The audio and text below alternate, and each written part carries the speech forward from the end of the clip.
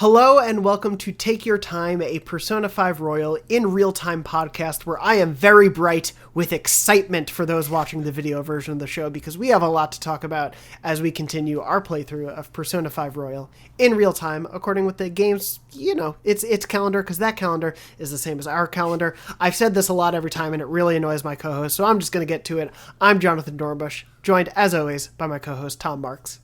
It doesn't annoy me. I love it. It annoys someone. It's like a special treat every day. I don't know how long it's going to go. I don't know what to predict. One day I'll do it for the full episode. It's just an hour long. An hour-long intro before we even get to talking about it, and then we just have to finish because our significant others, our partners, are very upset that we're just hogging all of this attention. But anyway, we are going to talk about the game this week. We are going to continue our Persona 5 Royal playthrough. Thank you again, as always, for tuning in. If you're just jumping into this episode by some happenstance, this is our continuation of playing through Persona 5 Royal week by week from the beginning of the game all the way through. So if you enjoy Persona 5, if you want to hear the whole adventure, go back all the way to the beginning. It should be fun, hopefully, to listen to our continuing insanity as we slowly lose our actual sanity. But this week we'll be going through the events of October 11th through the 17th. But before we do, we of course have some of our opening housekeeping to do, and that begins with a pop quiz answer from last week's show. Tom, take it away. Yes, so last week I asked which of these gems is a treasure you can get in Okumura's palace. All of them are treasures you can get, but across different palaces.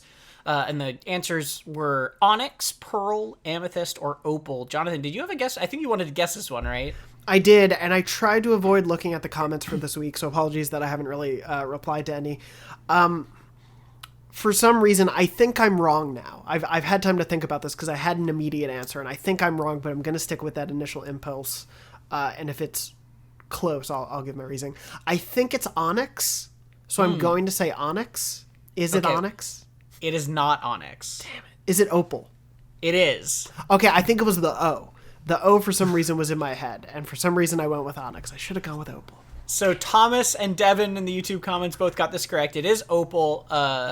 We've seen all of these gems before, and in fact, in sheer trickery laziness, I just left them in the order that you see them. So onyx is the first palace. Okay. Pearl, I think, is the second two.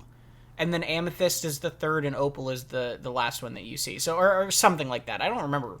No, I guess it's 5. So that's what it is. Onyx is Kamoshida, pearl is Madarame, amethyst is Kaneshiro and Futaba, and then opal is Okumura.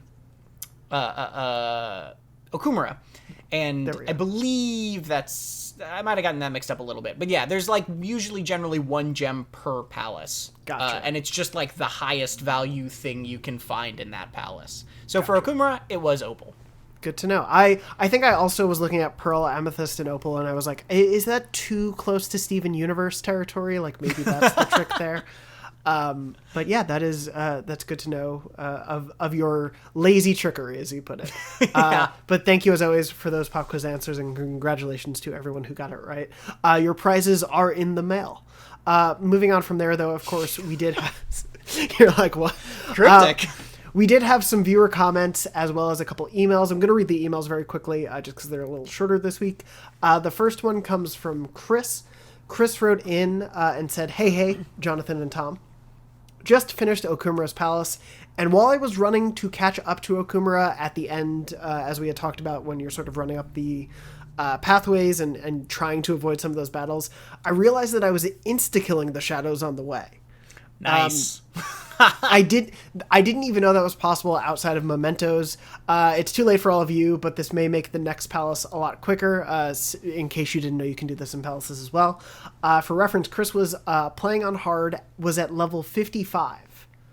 Woof. And said, thanks for the free fun, Chris. That's impressive. That is very impressive. So hats off to you, Chris. So the trick with, if people don't know, insta-killing, you have to be level 7 confidant with Ryuji, and you have to be holding sprint when you press, I think, right X or whatever it is to attack them, and that will do the insta-kill. You have to be sprinting.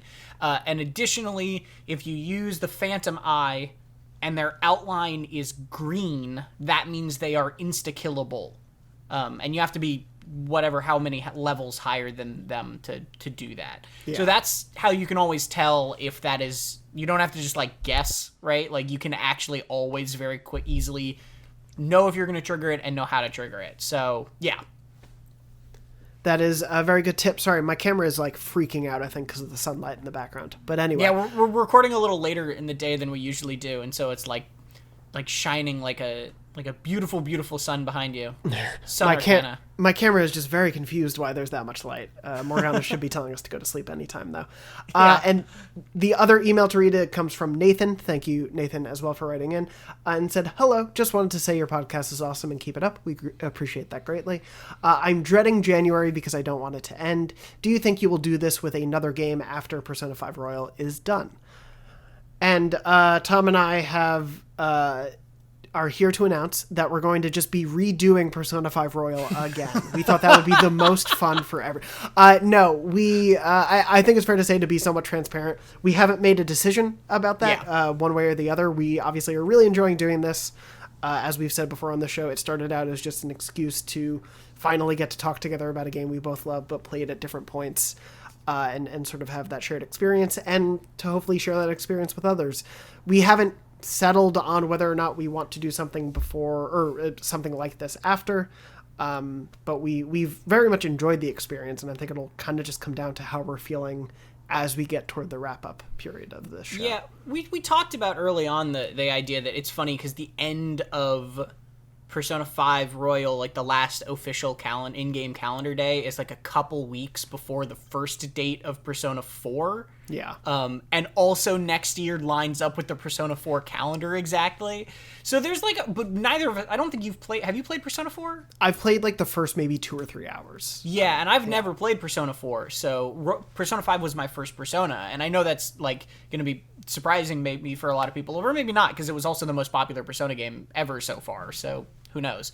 But so yeah, if we did, we talked maybe about doing 4. We haven't decided anything either way yet, but like it would be a kind of funny, different sort of vibe because we like wouldn't know what was coming nearly as much. Yeah, it would definitely be a different feel in that case, and of course, you know, that presents the option of bringing in golden experts, of which there are definitely a few in the gaming world. But yeah, we haven't decided either way about it, but it's definitely something we are thinking about and keeping in mind as we go forward. Obviously, if it's something you all out there would like, please let us know. That is also a thing about it too, because we make the show for you. So if you're enjoying it and would want to hear that, that would always be good to know.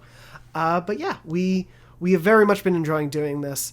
I very much enjoy wrecking Tom's week by mentioning House every time I can. And so if there's a chance to do that for another year with House or another classic Fox medical drama, I happily will. But yeah, we'll see where the road takes us. But before we get there, we do have the rest of Persona 5 Royal to get through. Yes. And we are going to get to that in 1 second before I read one final comment on the YouTube version of last week's show. If you want to write in, like those emails or these comments, you can write in on the YouTube version of the show, which is Dornology on YouTube. You can check us out there. Or you can write into dornology@gmail.com and send your thoughts in there. But this week's comment comes from Thomas. Thomas wrote in and said, as for the seeming reversal of Kaneshiro and Okumura, this is referring last week to our discussion of how greed and gluttony? Yeah. Seem to be sort of reversed with them. I really like it. By reversing the iconography that is normally associated with the sins, it invites players to look past the surface level interpretations and see what the sin is really talking about. Gluttony isn't just about liking food, it is about amassing things purely for one's own pleasure. Another reversal of the standard representation of the sin that I like is using Futaba's self-loathing to represent wrath rather than the lashing out and anger that you normally see. Yeah, and I want to highlight this comment just because I thought it was like, I mean, we talked a little bit, right, about like the meaning behind the iconography, right, of greed or gluttony last week, but also I like the idea of pulling out this idea that specifically switching them makes you think more about why one thing is the other, and like Futaba's wrath is like a really interesting point. So yeah, I just liked that insight. I thought it was good.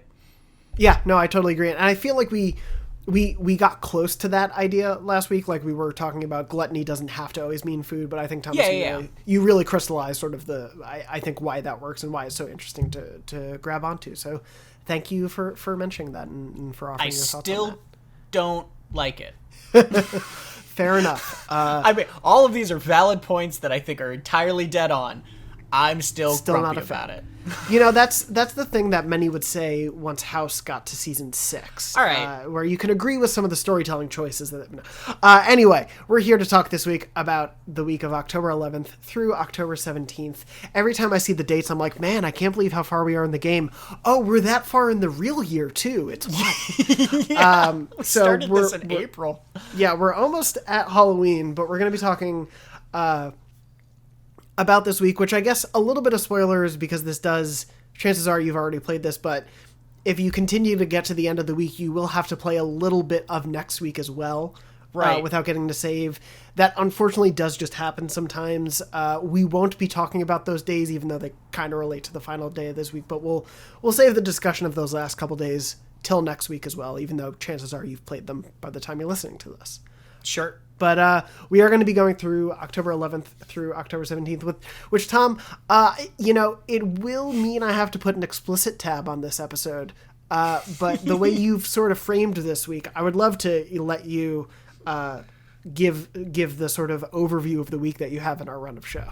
I mean, I can censor myself. It's up to you. You go with whatever your heart tells you to. Well, I mean, the game swears all the time, but I will censor myself for the purposes. In the summary, I like to do just like a one-line summary of whatever happened this week. This week was Okumura effing dies. Parentheses, also exams. Yeah. And that is a pretty good summation of, and I guess slight spoilers, for the week that we're about to discuss. And there's a lot of things to go through story-wise with this week. I think one thing that I do appreciate you put in the run of show, because it was something I was also keeping track of, what's really interesting to know, especially tying back to Igor's comments last week of the high point before the fall, our approval rating at the start of this week is astronomically high. We are at 92%. Yeah. People are loving us. Life is great. What could go wrong here? Nothing at all. Nothing whatsoever. Well, we're going to get through October 11th. First thing I do want to mention for this day, so you did have this lunch with Kasumi and Maruki. Yeah. But before we get there, did you have Kawakami come to you in the beginning of the day? Yeah. Okay, so this is just, I think, a little reminder for everyone in case you haven't been visiting Maruki. Kawakami comes to you and asks if you've been going to him, says the higher-ups, have been asking her to remind you about counseling, and just that this is a reminder that you should do it before his time here is up. So if you haven't been listening to Tom's advice, go hang out with Maruki. This is the thing about this game, right, is, like, I think it's kind of dumb that you can get 100-some hours into this JRPG and, like, by the mechanics of the game, miss the bulk of what Royal adds if you just just don't hang out with Maruki. And I think that's insane, but at the same time, Persona 5 Royal really does hammer home multiple times, like, hey, have you been seeing him? Hey, have you been going to counseling? All your friends are like, oh, I'd like to go to counseling. That sounds interesting. Like, they do you get max SP for it. They give you a snack for it. Like, they do everything they possibly can to make you want to go. Yeah. So, like, this is just another one of those. It's, to your point of, like, not liking the switch of the sins, both things can be true. It can be true that the game really hits it over the head, but also it's ridiculous that they made it so that they have to hit you over the head because you can miss the point of buying the special edition. Yeah. It's a little silly, but also, hopefully especially if you're listening to this podcast. Hopefully you've hung out with Maruki by now. But anyway, that happened. A press conference is going to be coming. Haru reminds us about. You mentioned in here the shape name quiz. I do not remember what that quiz was about. Yeah, this is the quiz in the class about the Kiki or Boba, whether you like how that crosses language barriers. That everybody thinks the spiky, or most people think the spiky shape is named Kiki and the round shape is named Boba or whatever it is, and that's That's like an actual thing, right? Yeah. Like that is a thing that they actually teach in classes, which is unique for this game rather than the how many colors there are on a soccer ball and why. Anyway, this reminds me of why Madarame is bad. But anyway, yeah. So we have that quiz in class, and then we sort of get our first bit of story for the day, which is a royal scene, of course. Kasumi shows up, wants to have lunch together. Then Maruki also shows up, and Kasumi invites him also to lunch, which I enjoy. Kind of weird. Yeah, a little strange. But fine. That's okay. Yeah. You know, he's a cool dude. He's the cool teacher. So yeah. he just wants to chill with the kids. There we go. And so you go to lunch, and what I enjoy about this is, one, Morgana really is desperate for bread. Is something I remember strongly about this lunch. But anyway, Kasumi has her very large lunch again, which Maruki makes note of. But what he most makes note of that I think is important to mention here is that he notices how well she's doing, that she seems to have kind of been making progress with some of the struggles that she's been having when it relates to her mental health, and sort of asks about how she achieved this breakthrough as he sees it. She blames us for her good well-being. Isn't that nice of her? She says it's largely thanks to us, Joker, and our group of friends. And she leaves, and then we have a little bit more of a frank talk about it, and he's really shocked at how much she's changed. He maybe considers it could have been the Phantom Thieves, which you have to be like, no, I don't think that would be it at all. That seems silly, which it wasn't, but you know, we have to play dumb here. But I think it's a cute little way to, obviously not knowing what's to come, I think it's a cute way to just kind of keep bringing their storylines together, because they definitely have intersected before, but it does feel pretty separate. And I think it feels good to have these two new characters who I assume will have more importance together, to bring them together in that way. Well, and it also just reminds that they've had a relationship, right? Even the events of the game. He was already her counselor, and they know each other, and it's not, like, I joked about it, but it's like, it's not weird for her to be like, hey, you want to have lunch with us? Because they are already friends, right? Yes. Or not friends, but like they know each other enough that is not a weird thing. Totally. Yeah, and I agree. I think it's just a bit of a reminder of that, right? Because we don't see them in the same room very often. Exactly. And it's probably easier when you're making new content for a game to get the new characters together more than the old characters you already recorded 100 hours of VO with. Yeah, right. And then also there's a little bit of the, this is sort of the foil to that scene going into that mysterious palace with her and her awakening, right? Is that he had this moment with her where she was like being pressured by the school and was really messed up by it, and he was really upset by it, and now like suddenly, what was that, like 2 weeks ago? Suddenly, like 2 weeks later, she's like great, and that's alarming to him.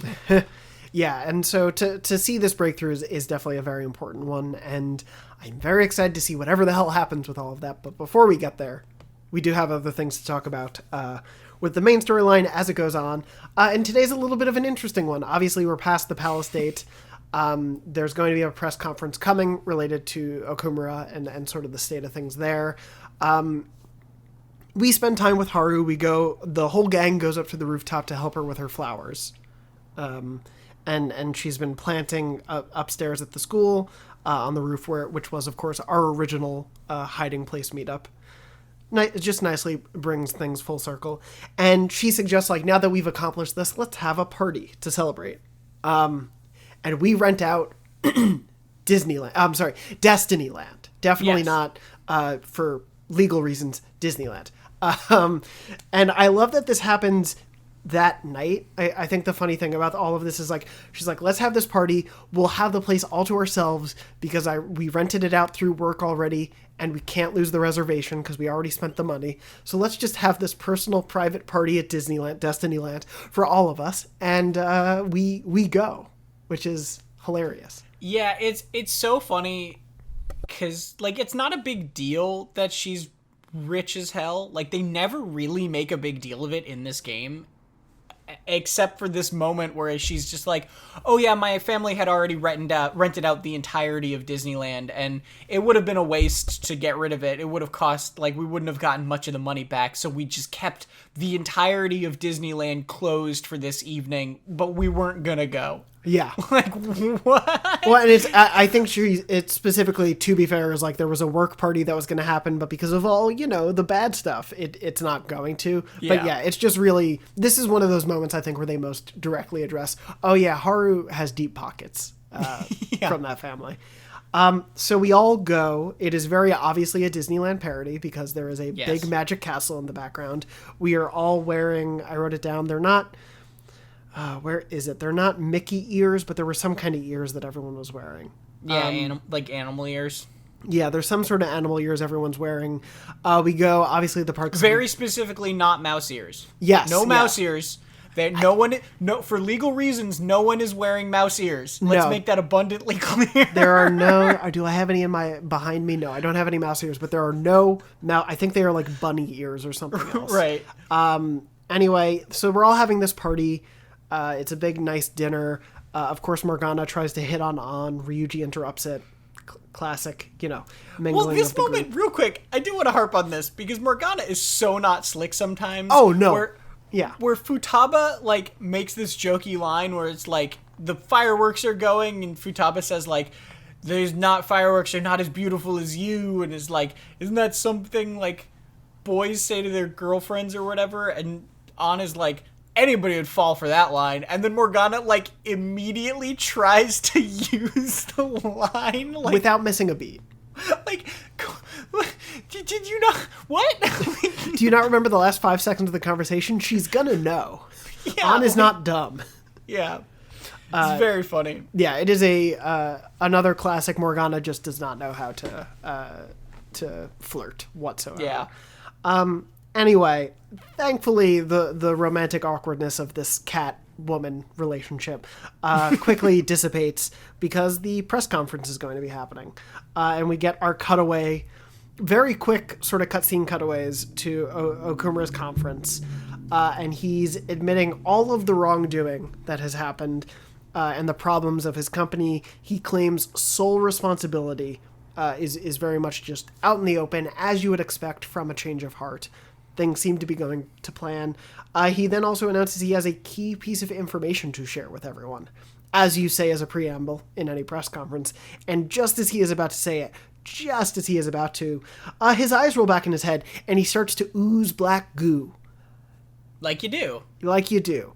At a press conference. It's the guilt, I think. The guilt. I believe it's the gluttony, actually. And then, he's having this horrific... We assume some sort of internal combustion of some kind is happening to cause that. I don't think we are medically equipped to say what this disease was, but you know who is? House. Anyway. I just love the wording of internal combustion, like the black stuff coming out of his eyes is like motor oil. Like, yeah, he's on the fritz. Like all the machinery inside his palace is on the fritz. Yeah. Anyway. He clearly is having some catastrophe internally.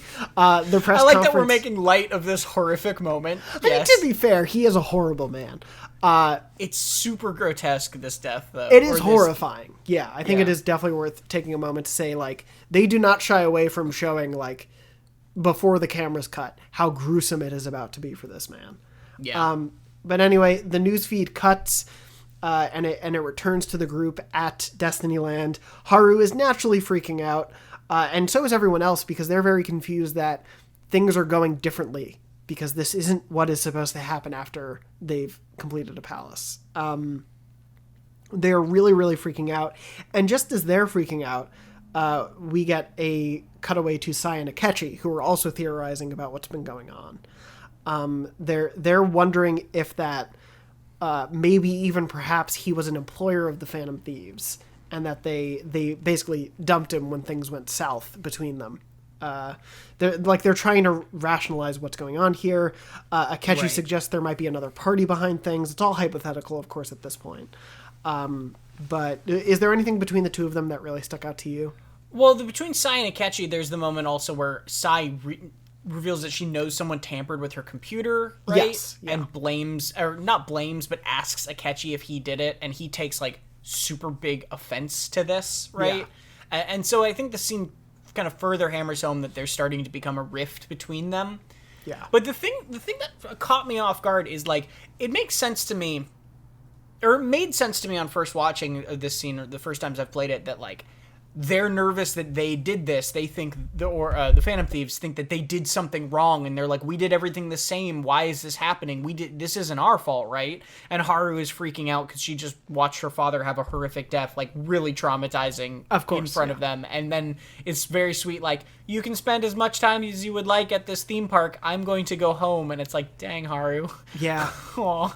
But then the thing that didn't make sense to me on replaying that, like my second playthrough of Royal, right, this time, and I guess third playthrough overall, because these scenes are basically the same, is it does not make sense to me that they think it's them, like that they think they did it. And it also, Sai's theory is like insanely off base to me. Like, it feels like if they, given what they know about the Phantom Thieves, her theory was that he was their employer and they're making an example of him, like, the Phantom Thieves literally, like, change people's heart, and clearly his heart was already changed, so why would that, like, I don't know, it's just, like, everyone's theories are very, like, wild and off base to me throughout this section, both the Phantom Thieves and Sai's. It's interesting that you said that, because I guess I didn't really give it much thought, but I agree with you that it feels very off base, I guess, with the group, and I'm curious for people listening or watching what they think. I think maybe you could describe it away with the group in terms of, like, they are these Phantom Thieves and they have, done this several times. They are also still kids, and they just saw the father of one of their newest member of their group die on screen, essentially. Yeah, I think that there's definitely a huge aspect of, like, this is crazy that this is happening. Yeah, and I could see, like, the ensuing freaking out as a 16, 17-year-old of, what did we do? Oh my God, what did we do? We've been messing around, and now things went wrong. And trying to find where you might blame yourselves. But yeah, Sai's theory, I think, especially given how much of her and Akechi's back and forth has been so much about, like, needing to find how one thing connects to the other and not jumping to conclusions, and that they need the evidence to figure things out, to then make such a jump. I guess the only thing I could think about is the idea that she is she would be under more stress later in the week, right?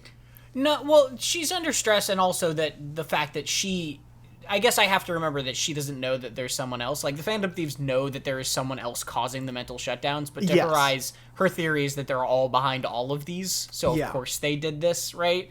It's just, like, it's very funny to me. I agree with, I think that people are caught up in the panic of seeing a man's eyes roll back in his head and black ooze gush out of his eyes is, like, maybe making them not think quite straight. Yeah, but no, I think you're 100% on the money in terms of, like, it went from pretty rational thinking about everything admittedly absurd going on to kind of everyone just losing it and not really having a sense of themselves. And yeah, it may be best, at least for now, and again, I'm curious to hear what people think, but it may be best to ascribe it to the idea that with other mental shutdowns or other things that happen, like the principal, that happened off camera for them. They didn't see that happen. This is the first time they've seen it in person happen live in front of them, and knowing everyone saw that, I think. It's also kind of like evidence, right? It is the first sort of, like, definitive evidence of, like, oh, that wasn't a heart attack. That person didn't commit suicide, right? That is, like, something just happened to them, you know?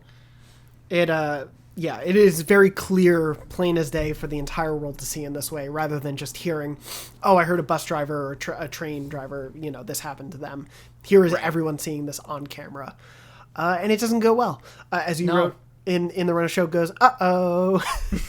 Press conference goes, uh-oh. Press conference goes, uh-oh. That would be a great, if we were doing names for each of these episodes, that would be a great episode title. Anyway, so Sai and Akechi have that little argument and go their separate ways for now. As far as Haru knows, it seems he has had some sort of cardiac arrest. She has to go off and leaves the group to themselves. there's not much that I think worth saying about the group dynamic, because we'll go into things as the week goes on. But yeah, as we go to bed that night, a little bit hard probably to sleep that evening, as tired as we might be at the end of that day. We do have a Velvet Room visit. Igor congratulates us. I have written down, Igor congratulated us, except something happened Igor doesn't seem to know. And I'm assuming that is why this happened, why this mental shutdown. Oh, he doesn't know, like, what happened? Yeah, he doesn't exactly know. Yeah, I mean, this scene is really short, and you just basically get to level 9 with Igor, and, like, my memory of it is basically Igor is just like, dang, that was wild, right? Like, and that's it. Like, then it's, like, he basically is just like, whoa, something is going on, and then just moves on, and you're he like, says, okay. There's the malicious will of another, and that at this rate, because of this happening, we won't be able to finish our rehab. But he's excited to see what happens. So he's basically puppet mastering, like, ooh, this should be fun now, right, everyone?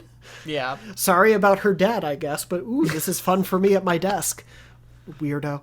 Anyway, moving on to the next day, October 12th. I almost said September 12th. Our approval rating is going down. Yeah. This is the first day the fall begins to happen. We've now gone from low 90s to high 70s, 79% as you've mentioned. Things are not really going well. Sai and the police are at Haru's house. She hasn't gone into school that day. They're investigating the home, trying to find out what's happening there, and the cops eventually make their way to school as well, because while they are investigating Haru's home and Okumura's home, they get word that there was a calling card at the principal's office at school, and obviously he has had that mental shutdown as well, and so that feels to be sort of this like gotcha moment for them, and that seems to help connect things, that the Phantom Thieves are bad, and that we can connect things because Kamoshida obviously happened at the school and everything. What's interesting to note about this moment, and obviously we'll dig into it as the week goes on, is that Haru is really, really surprised to hear this, because she had no idea about a calling card at the principal's office and doesn't remember anyone in the group ever mentioning that happening. Right. So we get that little scenario, and then we also get a flash forward. And this is a very big one, I think, for us going forward, because we're going to be getting into the next chapter. Essentially, this unofficially kicks off the next chapter, because we do get our next target. Sai, in this scene, is asking about how we didn't go after Okumura's life or the principal. She's asking, like, was that really you? We're trying to say, like, that was not us, that was not our intention. We didn't go after the principal. We were not trying to kill Okumura.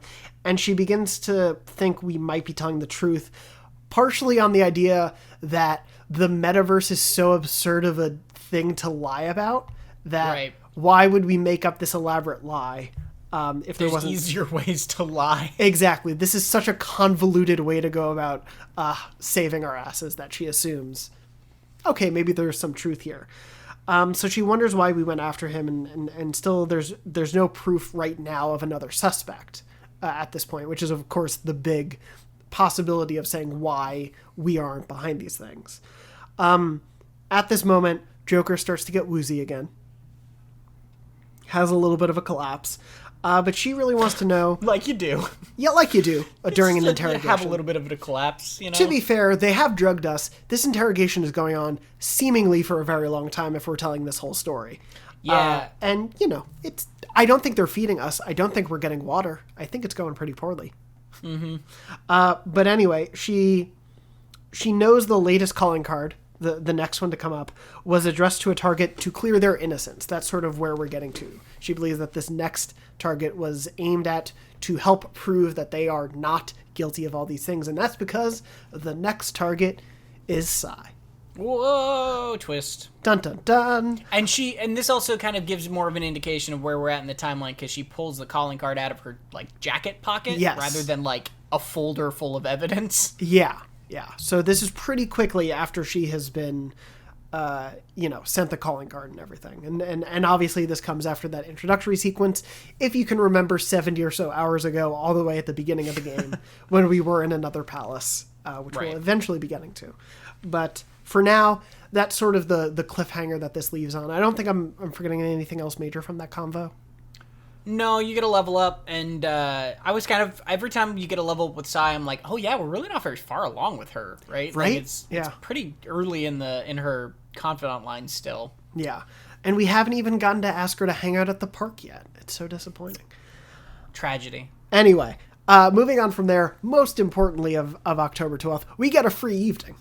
Yay! So what did you do after this horrible day of police investigations? So this was in LeBlanc. So yeah, today and tomorrow we get a free evening in LeBlanc only, and so last week I talked about how I wanted to get my guts up because I wanted to do the EY thing or whatever it was. This week I was like, oh right, finals. So instead I switched to knowledge. Okay. And I read a book because it was just like there's a book that you get when you clean up your room at the very beginning of the game that's called like Social Thought or something like that. Oh, and I do know. You need a certain amount of knowledge to even read it. And then when you read it, I think it gives you like a little more knowledge than usual. And since it's only 2, I just like read it really quick in one sitting. Nice. So I did that. Cool. Because I was like a little nervous about, oh man, maybe I'm not going to have enough knowledge for later in the week. That is a good call. As someone with my max knowledge already taken care of and no need to worry, I invited my maid teacher over to make me coffee while I read a book on ghosts to get some guts up. Because, I'm still stuck at level 4 for guts and wanna push that to 5 as quickly as possible. Cool. So that was what I did for that evening. Quick one, and then we move on to October 13th. The approval rating has fallen yet again, another 10%-ish. We're now in the 69% region. Mm-hmm. Nice. Thank you. And the next day we get a little bit more about both sides, I think, of what's going on, including both Sai and the group. Haru is texting saying we need to meet after school with the gang. Of course, there's presumably been no conversation since that discovery yesterday morning about the principal's calling card with the whole group. But we get a little bit on the Sai side of things, including the SIU director saying that things are in place. He's having this mysterious conversation. They'll be struck down, and someone, a her of some kind, will be next. It will be an honor, the person who's been pursuing them. They'll be set up as criminals, the group. He's going through this, vague sort of conversation that we can pull some exact things out of in a second. But that is, I think, everything before we get back to the group. But is there anything you want to say about the SIU director's sort of like vague conversation?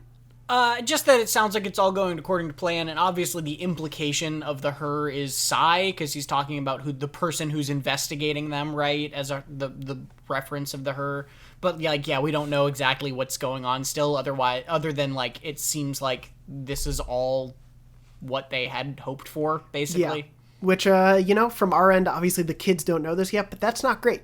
That is not a great sign for everything we've been doing. We spent 70 hours and we learned it was all for nothing. No. Yeah. We continue to go on, and the gang meets up, I believe. They end up back at the cafe. And the gang, there's a speech going on outside. As we're continuing to get a little bit of the public unrest that is now happening. And On sees online that people are posting saying they killed Okumura. Right. And so they're starting to get on high alert. Unfortunately, as my notes auto-corrected, they killed Oki, is his nickname now, apparently. Poor Oki. Poor Oki. They killed Okumura. Haru shows up, says she's doing okay. Obviously, she's currently mourning the loss of her father, who had a very public decline to his death. So Haru, real quick, I guess this is an okay time to mention this. Haru is a really interesting character this week specifically. Yes. Because her father died, which is this heavy, serious, sad thing. But then also her father was a terrible person who she got to see in his mentality really didn't care about her at all beyond being like a pawn he could use for his own self-improvement. But he's still her father, who she has been living with, right? Yeah. And this whole week is this really, and also the death is linked to her trying to right like correct his behavior, and maybe her new friends had something to do with it now, is what she's thinking. And like, yeah, it's just a really complicated sort of emotional thing for her, because she's going through a lot. She's dealing with this death. She's processing these thoughts, but then also like she wanted this person to be stopped, but then didn't want them to be stopped this way. And then maybe these people she trusted shouldn't have been trusted. And like, it's just like a really, really hard week for her. And she stays sort of like weirdly, or not weirdly, but like surprisingly positive and thoughtful and caring through it all, which is like very impressive and kind of shows a lot about who she is as a person.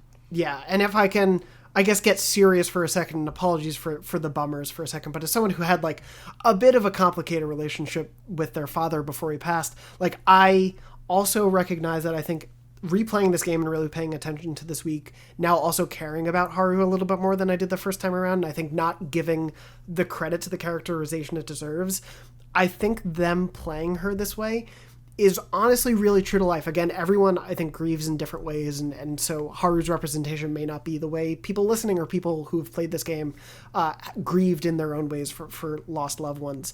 But something that, like, I recognize very personally in myself was when I've lost family members, my immediate concerns are making sure everyone around me is okay.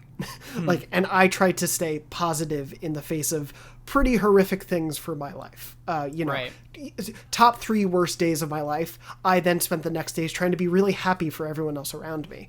And so them doing that with Haru, I think, is a sign of grief that is not the way, again, everyone experiences it, but I do think is a very true to life and very honest way some people deal with it. And especially when you are typically a very outwardly try to be kind person, you still try to do that even when you're dealing with this crazy, moment in your life, because you don't know how to process it. Haru doesn't know how, and she's now getting, as you said, these complications of, oh, maybe the friend group I just joined betrayed my trust and I didn't actually know all that. Like, maybe there's lies going on here, but you want to still be positive because you don't want to believe the worst in people. It's a very interesting, complex character that I don't think I gave enough credit the first time around.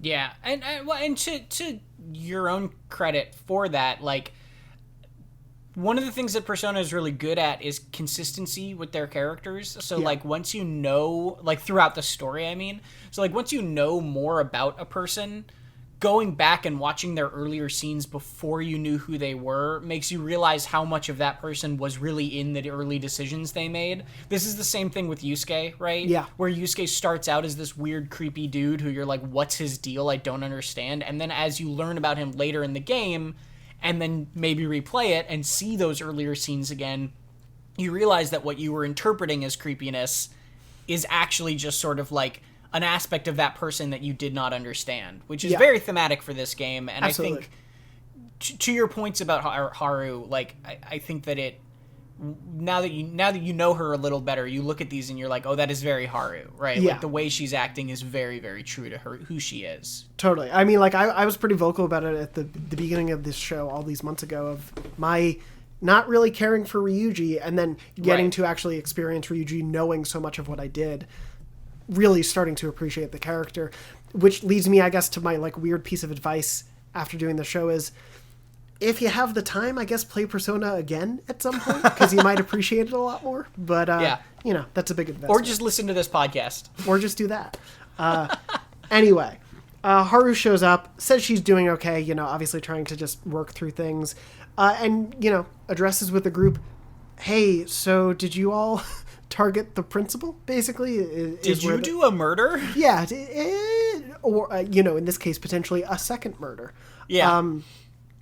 Asks about that going on, mentions the card, mentions Sai, and this sort of leads to the realization that, as Makoto always does, kind of gets to the heart of things, connects the dots very quickly, starts to understand and thinks, oh, maybe we've been all set up by whoever is really behind this, because we do know there was someone else in the metaverse. We do know something else is going on. We're not the only ones there.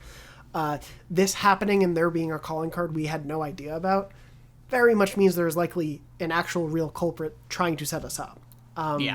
Which is not great. During this conversation, though, Futaba also decides to leave because something is on her mind. Right. I don't think there was anything else said there. She just leaves. No, she just walks away. Yeah.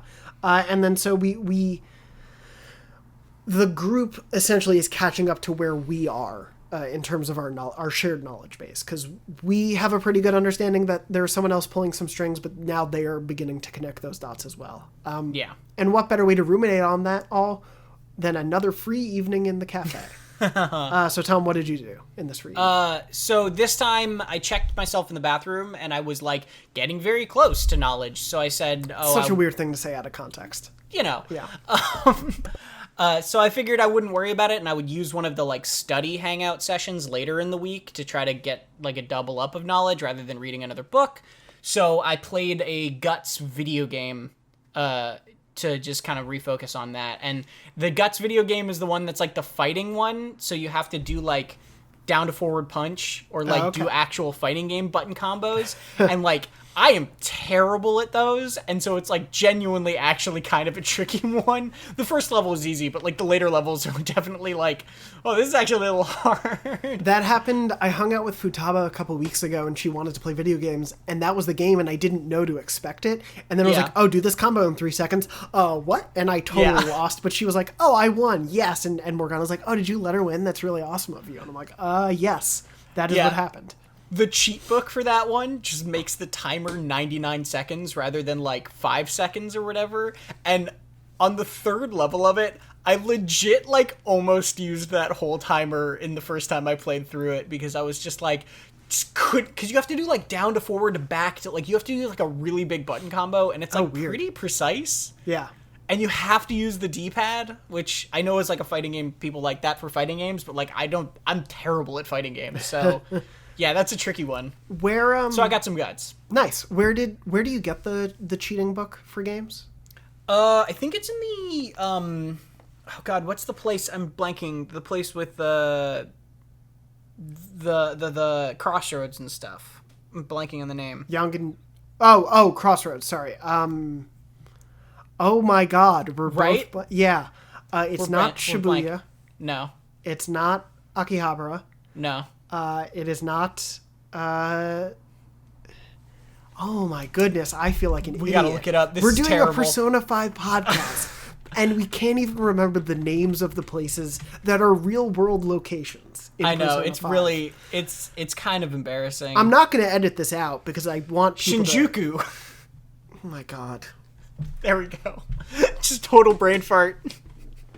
It's devastating. I'm so sorry. Yeah, you get that. There's like a magazine place there. Okay. That's where I believe, because that's also where you get like the batting book, and you get the darts book, and you get the like there's like a ton of things that you get from that spot that are just like books to improve other things. Cool. I will definitely go do that. I do have some very fun video game stories to tell later in the week, but for now, for this evening, I was going to call Kawakami over.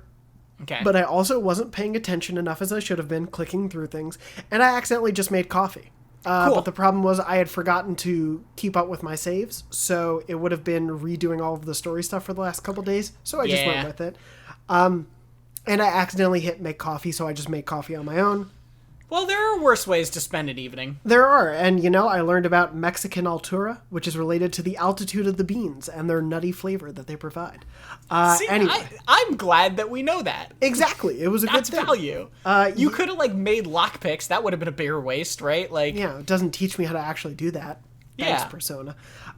Anyway, that was my free evening, but it was well spent, I guess. Moving on, we get into a little bit... For this moment. Yes, for this moment. That's a lot of the bulk of the story for this week, I think. Yeah. So we're going to get into a little bit more of our free time. But I guess just before we do that yet, it's good to mention, I think we're getting into this next section of the game, and we're going to really start to get into gear after a little bit of, the outside palace stuff happens. So yeah. For now, we have a little bit of free time. What did you do with your free time on October 14th as our favorability rating went down another 10% or so? Yeah, so this was a funny week because I really wanted to go to Mementos this week, but I forgot that Haru isn't in your party this week because she's dealing with her father's death, which is totally fair. I wouldn't want to go into the collective subconscious of all of Japan and fight monsters either.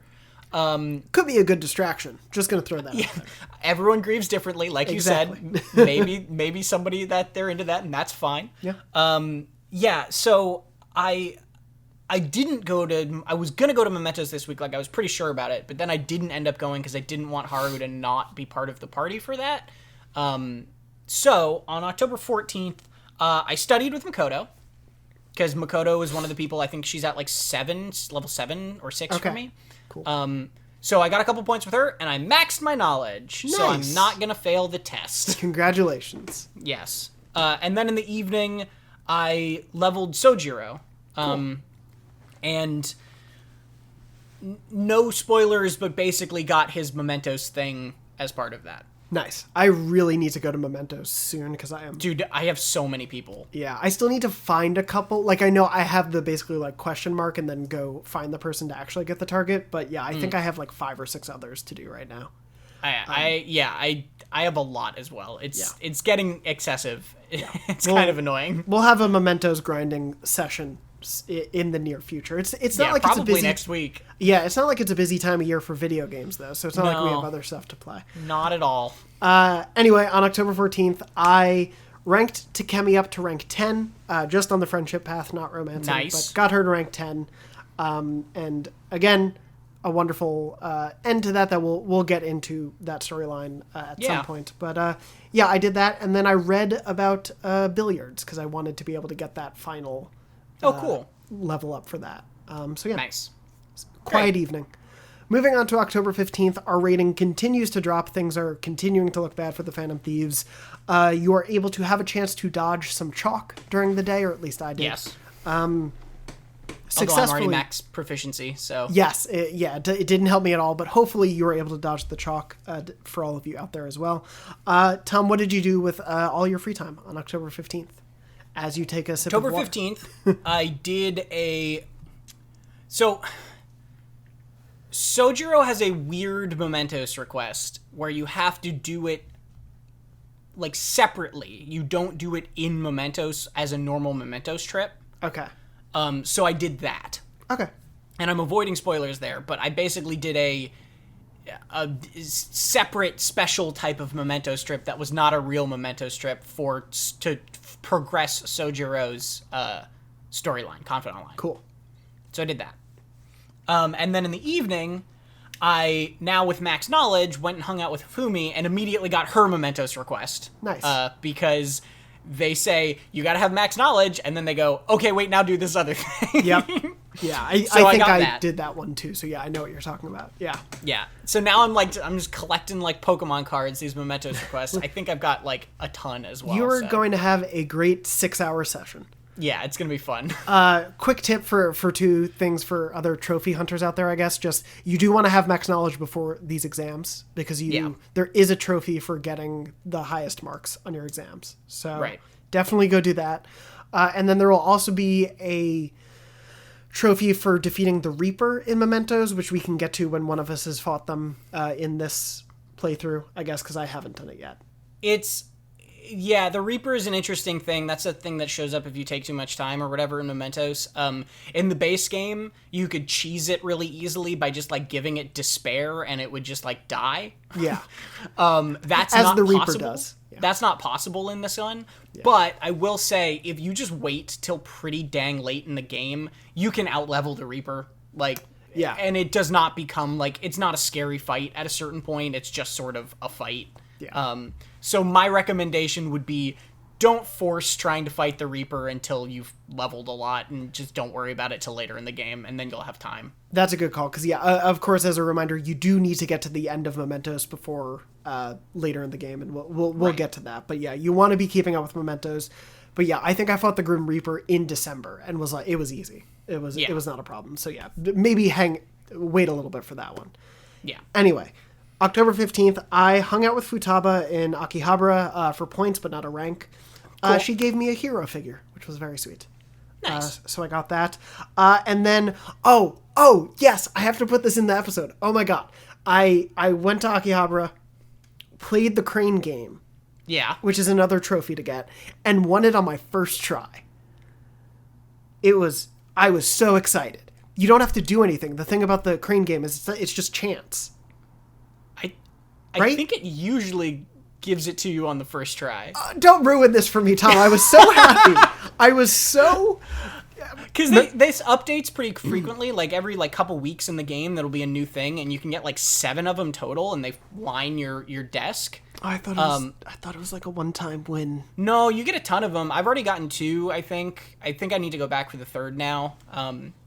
Yeah, and they usually pay out on the 1st or 2nd try. All right, well then I'm not... I was gonna like put the clip in, because I think you could... I like Meredith, my significant... my partner, we're not married. My partner can attest, I was so thrilled. Like, I called her in from the other room to watch this clip. I feel bad I'm ruining this for you. No, it's fine. It's good that I know that I can go back and win more toys to put on my desk. Yeah. Which did you get? I think I got Jack Frost. Okay. Yeah. So I think Jack Frost is the first one. Okay. And then the second one you get is Burger Coon, which is the hamburger from whatchamacallit. And then, yeah, you can get like 7 of them if you just keep going back occasionally. And usually you just get them right away. I'm going to see if she's willing to come in this room and talk to me, at least on mic, to mention, just because she will attest to how excited I was. So I'm going to, when I throw to you for your next day, I'm going to text her and ask. But anyway, so I won the crane game. Was really excited about that. I'm so sorry. Now I'm going to go have a drink after this episode. No, it's fine. So anyway, here's my fun, stupid video game story. Yes. I called Kawakami over. Yeah. To make lockpicks. Yeah. And then I just went and played a video game. So I don't know if you've done this, but it is the funniest thing in the world to see Kawakami in her maid outfit, sitting at your desk, fiddling around with lockpicks as you and Morgana are just like zoomed in on the TV playing video games, and she's just dead-eyed staring at the desk, and you're like, yeah, thank you for all your help. I'm gonna sit here and play Star Fornius while you do that. And it was just like, there was something about the juxtaposition of her in the background working for you while you do this that was the funniest thing in the world to me. Yeah, it's very silly. It feels silly too when you're like reading at the cafe while she's making coffee, and you're like, I could have been doing that. Yep. Like, coffee brewing is not like the most like involved process for drip coffee. Like, you can read while you're doing it. It's pretty simple, yeah. So it was just such a great, like, one of those silly moments where you notice a character in the background, and you're like, oh my god, I feel very bad that I asked her to do this thing for me. Yeah. Anyway, October 15th, a thrilling day for me originally, and now just kind of a run-of-the-mill day, I suppose. I'm sorry. It's all right. Moving on from there, October 16th, another day of our counter going down and another day of free time. Tom, what did you do on October 16th while I text my girlfriend? So, you go first. Fair enough. October... Hold off on the texting. Okay. On October 16th, Haru texted all of us. I think this is also worth mentioning, though, to mention that they have just gone through the funeral process for the character. So as you said, we get a little bit of her checking in.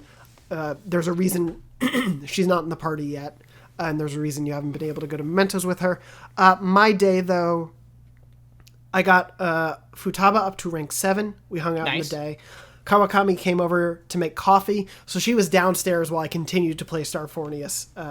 Or is it Star Fornius upstairs? So she was down there making coffee. I played that game. What did you do? Well, I maxed Yusuke during the day. And then, Jonathan, I did the Big Bang Burger Challenge and maxed Guts, so I maxed all of the social stats. Hats off to you. Woo! You have bested me. You spent months rubbing it in, not letting me live it down that you had more max stats than me. And you know what? Who got the full star? I did.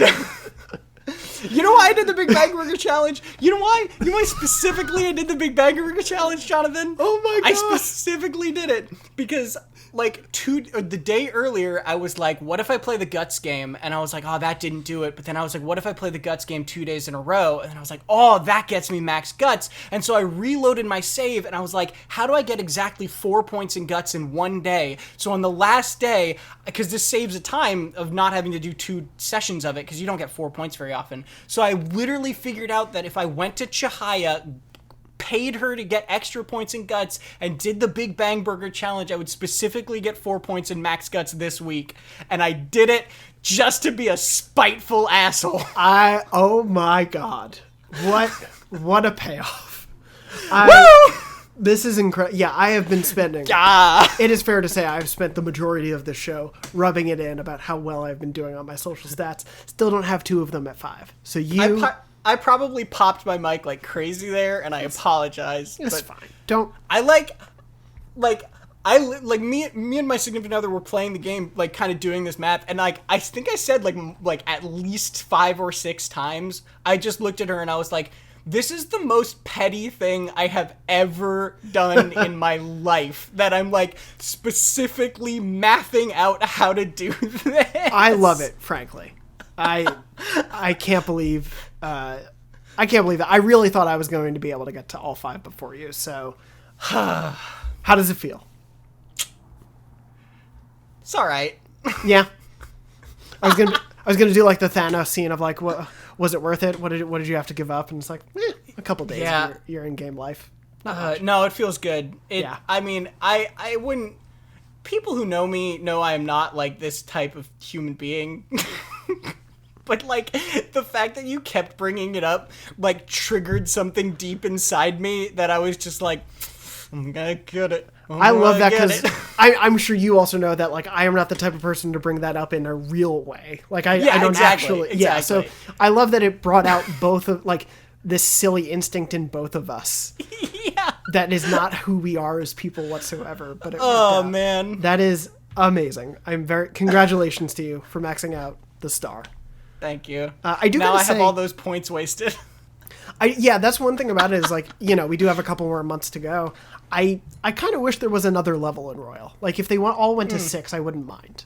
Well, I think they replace it with like more stuff to do in social stat wise, right? Yes, or like yeah, not social stat, social like link wise. Yeah. Yes. So Meredith is going to come in, I believe, in just a second. So before we get to would it be October? Good, because I need a moment. I like. It's all good. Then we have a quick wrap up, so it'll be pretty easy. We'll see if she enters. I guess we can probably even quickly go through it before she even arrives. The next day, October 17th, is the first day of exams. Yeah, so you hear some kids gossiping, right? And then you just take exams. Yes, yeah. So our approval rating, again, continues to go down. And we have the first day of exams. As I said, chances are you have gone through all of your exams, unless you've been keeping your PlayStation paused at this moment for days, in which case I apologize. But we'll discuss the rest of exams at the end of, in next week's episode. And your approval rating is now at about half of what it was, right? Yeah. Like it was 92% at the beginning of the week, and now it's 47%. Yeah. So it's just plummeting. Yeah, it is continuing to drop, and we'll dig into perhaps resolution, perhaps not, as the week goes on next week. But that wraps up everything we were doing through the week of October 17th. As we await the arrival of Meredith, why don't we jump in to Persona Pseudonym and Pop Quiz? Okay. Tom, do you want to give your Pop Quiz question first, or would you like me to give you a Persona Pseudonym first? Sure. No, I can do the Pop Quiz first. Cool. So, but wait. Oh, we have a guest. Never mind. Meredith Hello. Doesn't want to be on camera, but she's talking off mic, so I'm going to move it a little bit closer. So Meredith, hello. Hello. This is the voice of Meredith, my girlfriend, who is out of frame but has come closer to the mic to be able to speak. So Meredith, remember when I was really excited about winning the crane game? Yeah. On my first try. Yeah. Can you at all describe like the scene when I was excited? Does that? Yeah, I mean, you were just sitting there playing, and then you like turned to me with the biggest grin on your face, like it was the proudest moment of your life. You were like, oh. I did it first try. Oh my god. And then you clipped it and you're like, I'm going to send this to Tom. It's going to be amazing. We'll put it in the show. So apparently you almost always get it on your first try. Oh. That is just a thing in the game, and apparently you can win it No. multiple times. And there's actually a collection of prizes that you get to put on your desk. So it's not actually a hard game? No. It's not as difficult as real crane games? No.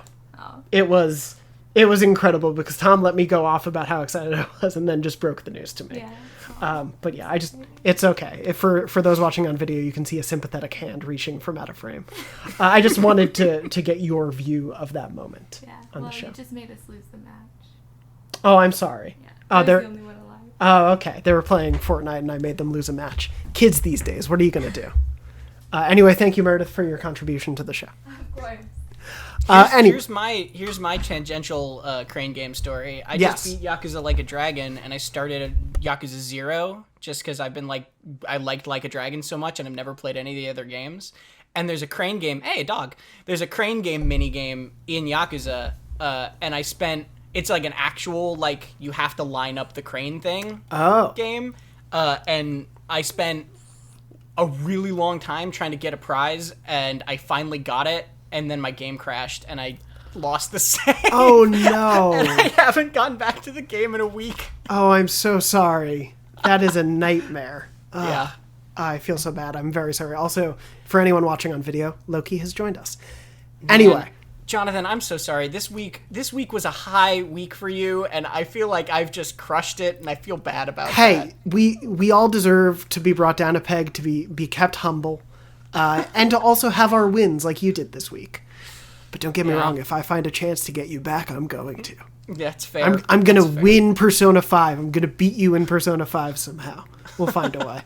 Anyway, it'll be a little bit quicker, and I've been hogging all the mic anyway. Yeah. Let me just wrap up with a Persona pseudonym for you. Yes, please. And I'm going to give you this one. This is another from Okumura's Palace. Okay. Who I'm not remembering if I actually fought in Royal ever, but I'm sure I did at some point.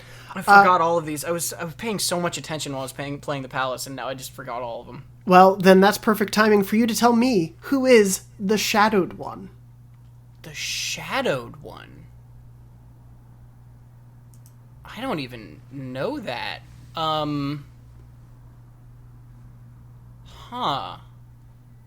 Who apparently may appear in a different palace now. So never mind that one. I'm going to save that one for later. Okay. I think I might know it if it's just maybe is the Willseed guy? No, it is a totally different one, so ignore me. Okay. I'm just going to give you the life-draining spirit. Is that Kumbanda? Or Kumbanda? I don't know exact words. It is. You are correct. Yeah, I'm not sure exactly on pronunciation. It's the skeleton horseman with the weird hat. Who really spooks me. Yeah, he's very creepy. Yeah, this is a really interesting palace for having a demon on a toilet, and who is the least horrifying, in terms of scary. It is horrifying in many other ways, to the genuinely creepy horse skeleton man with a scythe. Yeah. You remember I told the story last week of flow, reflect, weakness, killing myself? Yeah. This is against that guy. I guess them. Not a fan of them. Yeah, they are creepy in the worst ways. Well, congratulations on getting that one. Tom, why don't you leave us with a pop quiz question for next week? Yes, so it's good that you brought up the ears, but also good that you could not quite remember the ears, because my quiz for this week is about the ears that people were wearing at Destinyland. Nice. Specifically, 3 of the Phantom Thieves are wearing ears, and they are of 3 different animal types. Oh. So my questions are, who are wearing ears? And for bonus points, what ears are each of them wearing? And as I specified earlier, none of them are mouse. But this also does get brought up. One of the characters is specifically called out for wearing ears. So, yes. That's the question. I love this question because this is like in a final round of trivia where teams are really close and the trivia master needs to come up with a question to like help separate the field a little bit, and it's like, okay, here's a 6-part question. Can you get even half of it and you might be in the win. I love that. I really love this question. I'm going to really, really try to guess this one, but I I'll look absolutely love at that. I'll look at the write your answers down now, and then you can look at the comments. Absolutely, I will do that on record so that we can do that. I love that. Well, Sure. Thank you, Tom, for that pop quiz question. Thank you for crushing my dreams this week. I'm so and sorry. Thank you, as always, for joining me on the show. It's always wonderful to do it with you, even when you break my heart. It's always a pleasure. Of course. And thank you to everyone out there for listening or watching. This was a very fun, very unexpected episode of Take Your Time. Remember, you can find both of us on Twitter. I'm at JM Dornbush. Tom is at Tom R. Marks. You can normally find new episodes of this show every Monday on YouTube and your favorite podcast services around the world. If you're listening or watching somewhere where you can leave a review or a rating or anything along those lines, and you're enjoying the show, please consider doing so. It does help the show out a lot. And thank you to everyone we get. I just want to say this. I feel like I have a little bit of a broken record for it, but I feel like we get these comments a little bit every week. And there are people who are jumping into the show now and listening all the way through. Binging it, and we hoped the show could be like that for people, whether they're playing along or just want to relive the game. So thank you to everyone who's listening week to week, and also people who are just jumping in and listening to the whole thing in one go. We're glad you're enjoying the show that way, and we hope you continue to enjoy the show as we go through the rest of it. But according to Loki, who is now asleep in my arms, not Morgana this time, Loki, it is time to go to bed, I think. So that is going to be all for this week's episode of Take Your Time. Thank you so much for listening and watching. We hope you're safe. We hope you're well. And as always, nice to steal you.